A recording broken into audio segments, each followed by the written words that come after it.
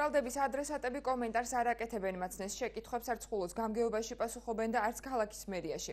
ადმინისტრაციის უფროსი პირად საუბარში ამბობს, რომ მოწოდებული ინფორმაციის თანახმად დეტალებს სასამართლო გაარკვევს, მანამდე კი აღნიშნული პირები სამსახურში რჩებიან. სამუშაო კაბინეტში იყო არჩილ ვანაძეც, თუმცა სტუმრების ლოდინის მიზეზით ჩვენთან კომუნიკაცია მან არ ისურვა. ფაქტი, რომლის ირგვლივაც გამოძიება დაიწყო 2013 წელს მოხდა.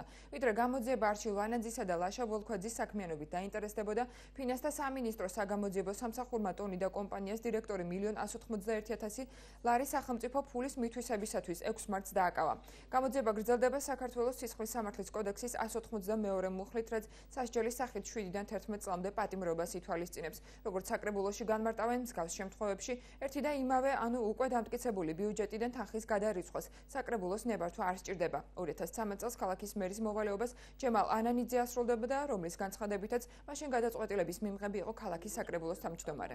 თვითმმართველობის პირველმა პირმა და მას შორის გადარიცხვებისაც ეხებოდა საფინანსო სამსახურის უფროსს და თვითმმართველობის პირველ პირს. იმ დროისათვის იყო ბატონი ირაკლი ჩავლეიშვილი. მე გადაიცხვები არ მახსოვს არ მიგიღიათ მონაწილეობა როგორც არ ვიცი ახლა რომელი პერიოდის გადარიცხვა, შემდეგი გადარიცხვები რომელი 2013 წლის თებერვლამდე გადარიცხვებს ვაწერდი ხელს მე, 2013 შემდგომ გადარიცხვებს აწერდა თებერვლის შემდეგ ბატონი ირაკლი ჩავლეიშვილი.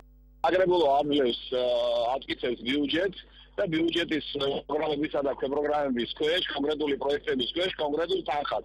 ამის შემდეგ, როდესაც ხდება ელექტრონული ტენდერი, ხდება პირობები, თუ რა პირობებით მოხდება ანგარიშის სწორება და ამ პირობებს უკვე აღარ ასე ვთქვათ, სატენდერო პირობებს საკრებულო არ ამტკიცებს.